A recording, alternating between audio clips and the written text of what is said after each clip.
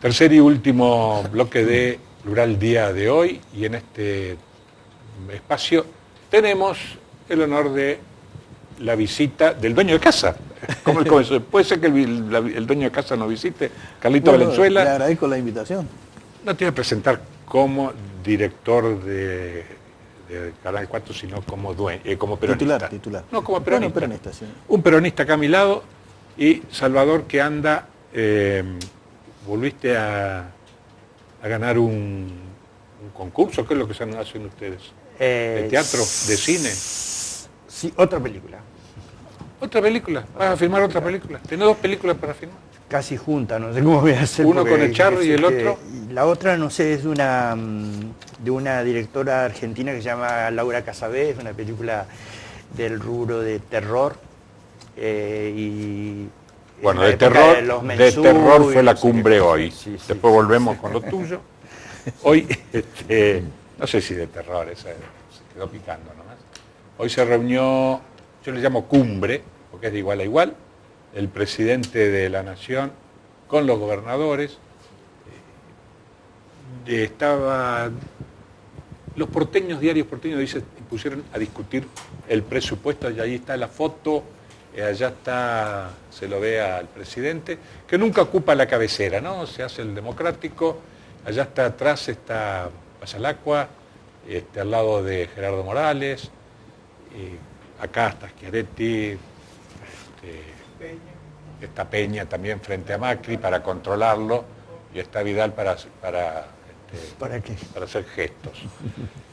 Y bueno, de esa reunión, lo que conocemos nosotros oficialmente es un Twitter del gobernador de Pasalacqua, donde admite la necesidad de aprobar el presupuesto, que es una herramienta institucional legítima para los gobiernos.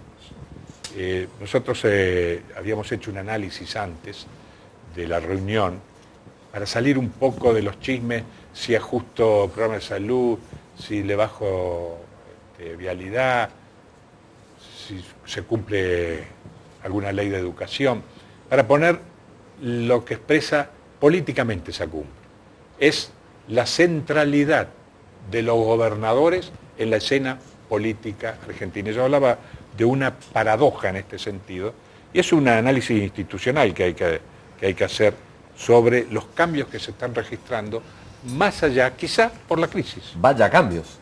Arrancaste diciendo de terror la cumbre, yo te voy a decir de terror la actuación de Pastori. Pastori es diputado nacional de Cambiemos, pero antes misionero. Sí, misionero. De la Unión Cívica Radical Misionera, fue diputado provincial. Me acuerdo cuando era diputado provincial, en anteriores gobiernos nacionales, se vivía quejando de que no llegaba la coparticipación que tenía que llegar a Misiones. Que los peronistas no mandaban la coparticipación a Misiones.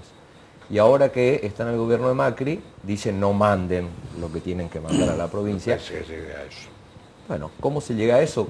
Cuando era diputado provincial decía que la presión impositiva a la provincia de Misiones era espantosa, y ahora como diputado nacional estaba hablando la presión impositiva que está llevando adelante Macri, que en medio de la crisis acaba de poner más impuestos todavía. Le calza justo el teorema de Baglini. Exactamente. Su correligionario. ¿Cómo es el teorema de Baglini, Carlito? Acá el correligionario. Cuanto más lejos estás del poder, más virulenta la crítica. Más virulento sos con la crítica, y que a medida que te vas acercando al poder, la crítica se va diluyendo. Nosotros publicamos esa nota de Pastori, que hizo una nota como buen contador, con artilugios de que saca una columna y la pone en otra, diciendo que Macri es el federalista fiscal más grande que hubo en la historia argentina, y que estamos llenos de recursos, y por eso justifica todos los otros. Pero aparte, disculpame, dame 5 segundos más, como todas las elucubraciones de Pastori, siempre absolutamente parciales. Como contador que es, porque no es economista, quiero aclarar, no es economista Pastori, es contador. Pareciera ser lo mismo, pero no es lo mismo. Entonces él se acostumbró a acomodar los números en el debe y en el haber, porque el contador lo que hace es acomodar para que cierre el balance. Entonces, y a veces para que no pague impuestos. Claro, entonces está hablando ahora de que la provincia ha dejado de ser deficitaria gracias a los aportes mayores de la nación o del presidente Macri, y nos ha contado todo lo que ha resignado la provincia, lo que ha ido resignando incluso en los últimos gobiernos de potestades que eran propias, de recursos que eran propios. Entonces hace un balance absolutamente parcial, toma lo que le conviene y pone en la columna que le conviene y oculta todo el resto. Así que podríamos hacer un programa, si querés, para poder, pero me parece que son muchos números que por ahí a la gente le puede aburrir. Lo que sí es interesante ver la actuación de un misionero en contra de los intereses de la provincia de Misiones, que no es la primera vez, ya lo he hecho varias veces. Eso se puede desarrollar porque desde que asumió Rovira antes de la renovación en 1999, yo siempre digo, le arrebató la bandera del equilibrio fiscal a la derecha y habló del equilibrio fiscal, cosa que empezaron a hablar después todos los progresismos de América Latina, la necesidad de tener equilibrio fiscal y desendeudamiento para ganar en la toma de decisiones. Pero como decís, hacemos otro programa con eso. Salvador, vos tenías un resumen de la semana al estilo Santiago Morales. Bueno, ayer se celebró hubo un asueto escolar establecido por el Ministerio de Cultura, Educación, Ciencia y Tecnología por conmemorarse el fallecimiento de Domingo Faustino Sarmiento. Ya no se dice el Día del Maestro como otrora cuando nos enseñaban a nosotros en la escuela. Se intenta desligar esa polémica unión Sarmiento-escuela. En la resolución del Ministerio dice fallecimiento por el fallecimiento, no por el Día del Maestro. Felipe Piña, que define a Sarmiento como un hombre totalmente incorrecto políticamente, desmitifica eso del padre del aula. Y a su vez también desmitifica el mito ese de que nunca faltó a la escuela, el mito ese del ejemplo del alumno ejemplar. Dice que es una sobreestimación. Sarmiento no faltaba a la escuela porque vivía al lado de la escuela en realidad, ¿no? Por lo tanto, faltar era como una chantada, ¿no? La mayor locura de Sarmiento es, como cuenta Piña, es las ganas de copiar que hizo Francia contra Argelia, importando los métodos represivos, los métodos que importó después el país en las peores épocas, la dictadura más fuerte, la tortura sistemática, etc. Para que esa época era normal querer reprimir al indio, al gaucho, al salvaje, la barbarie, la chusma criolla, exterminarlos en nombre del progreso. Y entonces la reflexión final es, por más que sea necesario el cambio, el desarrollo, ¿son justificados los métodos? ¿No era el padre de la enseñanza y de la educación? Y siguiendo con la educación, la revolución educativa viene por otro lado. En Misiones, el gobernador Pasalacqua dijo que el docente no debe estar más dictando clases al frente del alumno, sino debe estar al lado del alumno, acompañando en el proceso de investigación y sobre todo con las nuevas tecnologías. Venimos de una generación analógica y los chicos lo perciben. La escuela es la transmisora, o por lo menos debería ser la transmisora cultural, ¿no? Mientras que en Francia acaban de prohibir el uso de celulares de las escuelas, en Misiones emerge una ley que en síntesis plantea que en vez de prohibir, enseñarlo a usar bien. Es decir, que el chateo, eso para la pavada, para la distracción, ¿no? Se lo enseñen que ese chateo puede servir para descubrir y que mediante esa pequeña máquina se puede investigar, conocer, generar, empezando por sus viejas afinidades, que era la de chatear. Entonces, enseñarlo cómo funciona en vez de prohibir. Prohibir es fácil, es como la actitud de Sarmiento de reprimir y relegar en vez de acompañar a un proceso de transformación cultural. Muy bien. Nosotros teníamos preparado unos cuadros sobre el aumento de los precios, cómo afecta a la clase media, pero se nos va a ir el programa. Vamos a poner el título nomás. La clase media, no solo los sectores que expresan los compañeros que estuvieron hoy, digamos, los piqueteros, sino la clase media está perdiendo poder adquisitivo y está perdiendo estatus. ¿Esto qué expresa políticamente, Hugo? Mirá, yo diría que expresa nuestros tiempos, Pato. Tiempo de construcción de una nueva manera de hacer mayorías, de una nueva manera, si se quiere, de construir el arco político en la República Argentina.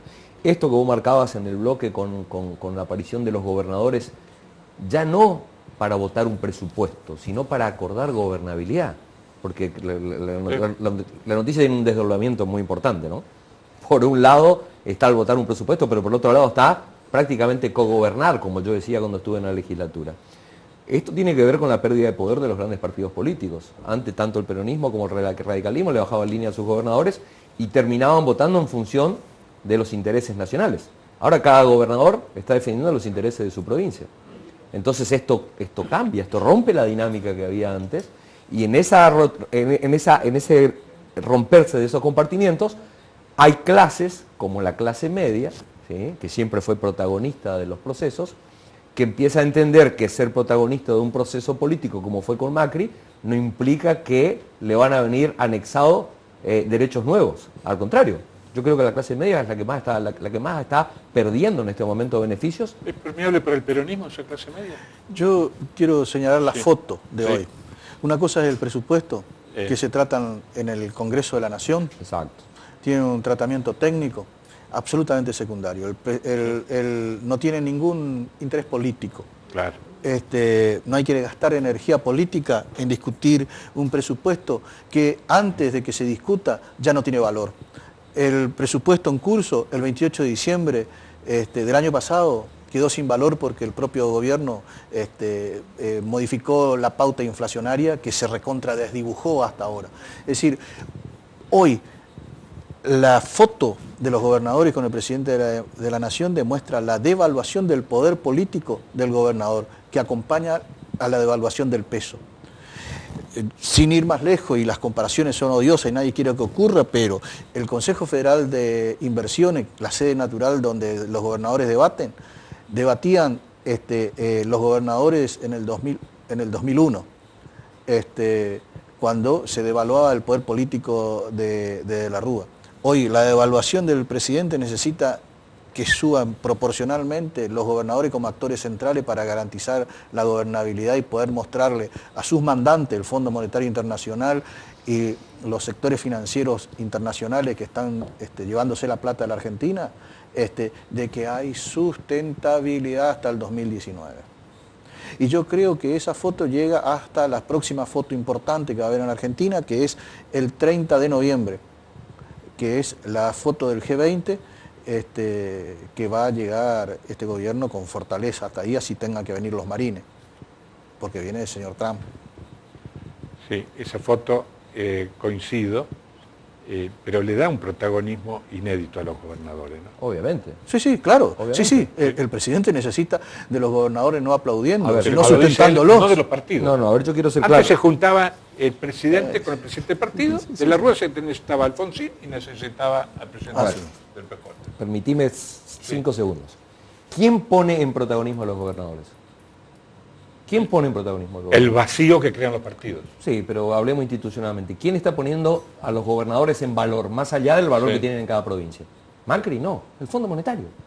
El que pide que los gobernadores salgan estén ahí sentados, salgan de garante. el que le dice a Macri, no te voy a dar la plata, ahora se fue Duhovne, ¿qué le dice Madame Lagarde a Duhovne? Todo bien, te va a llegar la plata. Tráeme la Primero, tráeme la foto con los gobernadores. Los que piden que a la mesa del poder se sienten los gobernadores son las estructuras de poder de los Estados Unidos, porque el Fondo Monetario en definitiva es el socio mayoritario de Estados Unidos. O sea que hay una revalorización de los gobernadores, ya no desde los gobernadores mismos, sino desde la centralidad del poder, entendiendo que en la República Argentina los gobernadores han cobrado mucho mayor protagonismo, y esto se vio en las anteriores crisis políticas, como decía, mencionaba Carlito, donde se reunían cada vez los gobernadores, cada vez que un presidente entraba en una dinámica de crisis, los gobernadores se reunían para juntos tomar un esquema de poder y presentar un proyecto. Porque si no, los presidentes le llaman, le hacen formar enfrente y le hacen aplaudir. Exacto, así es. Hay un desliz en los analistas porteños, por ser porteños, donde ellos dicen la interna del peronismo no dejó entrar en la reunión de gobernadores a Massa ni a Pichetto, porque no se dan cuenta de este protagonismo que tienen los gobernadores. Y siguen insistiendo que la oposición a Macri es el peronismo. Sí, porque no se está discutiendo el presupuesto, se está discutiendo política de sostener a este presidente, cueste lo que cueste, para que llegue al 10 de diciembre del 2019. Lo otro se va a discutir después. El peronismo está discutiendo cuál, en sus diversas facetas, cuál va a ser la representación que va a tener para discutir electoralmente. Ahora, con la pérdida de representatividad de los partidos políticos, las elecciones ganan y pierden los gobiernos. En el 2015 perdió el gobierno las elecciones, en consecuencia Macri fue presidente. En el 2017 ganó el gobierno las elecciones, Macri salió con la Revolución de la Alegría nuevamente a festejar, y en el 2019 va a ganar o perder el gobierno. Y hoy, como estamos viendo, recién ahí acabo de recibir una encuesta de la Ciudad Autónoma de Buenos Aires, el 58% de los habitantes de la Ciudad Autónoma de Buenos Aires no lo votarían a Macri en la foto de hoy día, si fuese a ser reelecto. Y entonces el peronismo está olfateando eso, pero yo creo que esto es mucho más amplio que del campo del peronismo. Es decir, acá es el campo popular el que se tiene que juntar porque hay dos políticas. ¿Cómo representás esa calle que tiene el 30% de los argentinos? De las organizaciones sociales, ellos les dan la calle, el piquetero. Ellos han ganado un espacio importante. Sí. Es decir, cuando te hablan los tareferos, el productor es el dueño de la planta, el tarefero no es dueño ni de la ponchada. Totalmente. Ni de la ponchada. Es decir, y esos sectores con una presencia tan vigorosa a lo largo de todo el país, porque hoy acá en Misiones son los tareferos, en Mendoza deben ser los que cortan la uva, que no son dueños de la planta ni de la semilla. En todo el país hay un sector que ha quedado fuera de los márgenes de lo que es la agremiación normal que hemos conocido. Pueden quedar cautivos de Carolina Stanley y votar por Macri.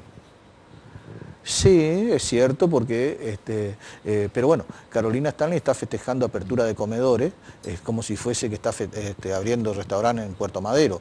Eso es una contradicción. Sí. La familia ha aprendido que tener derecho es comer en la casa, no comer en un comedor. Ahora hay una irrupción. Síntesis, tenemos 7 segundos, menos mal que está acá el director del canal, Sí. podemos extendernos para una síntesis Sí. de lo político entre dos.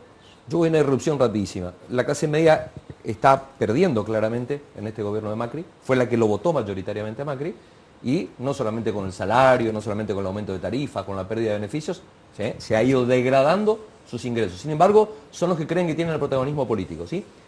Esta gente que se empezó a organizar desde la calle, desde el piquete, viene logrando derechos, no importa si con Carolina Stanley, no importa si con la izquierda, o sea, han ocupado una centralidad política que antes lo tenía solamente la clase media. Es interesante ver cómo ellos están ganando. Que lo sienten a la mesa ya es un avance importante. Han avanzado. La clase media los desprecia, los llama piqueteros y no se dan cuenta que quienes están revalorizando la política, aunque sea para obtener beneficios desde lo económico, mal visto por la clase media, son ellos gracias a que se organizan, Pato, a que han salido a la calle a visualizar sus derechos y a ponerse firmes. La clase media no está haciendo eso. Y fíjate, vos estás perdiendo derechos. Tu síntesis. El gran cebo de la clase media argentina es Lilita Carrió. Sale con medias verdades y con discursos de semi-transparencia a convocarlos y después los mal representa devaluándolos. Porque los mayores devaluados en la Argentina es la clase media. Sí, señor. Cuando en el gobierno de la Rúa sacó un decreto por el 13%, todos se enojaron por el 13%. Pero acá no firmó el presidente un decreto. Sin embargo, se devaluaron los salarios de la clase media fundamentalmente, que son los asalariados en Argentina, un 70% en lo que corre el año. Sí. Pero es como la diabetes. No se dan cuenta, parece que están sanos. Hasta que ¡boom! Le va a estallar. Muy bien. Ya me está diciendo tu productor. Nos vemos entonces el próximo martes y gracias.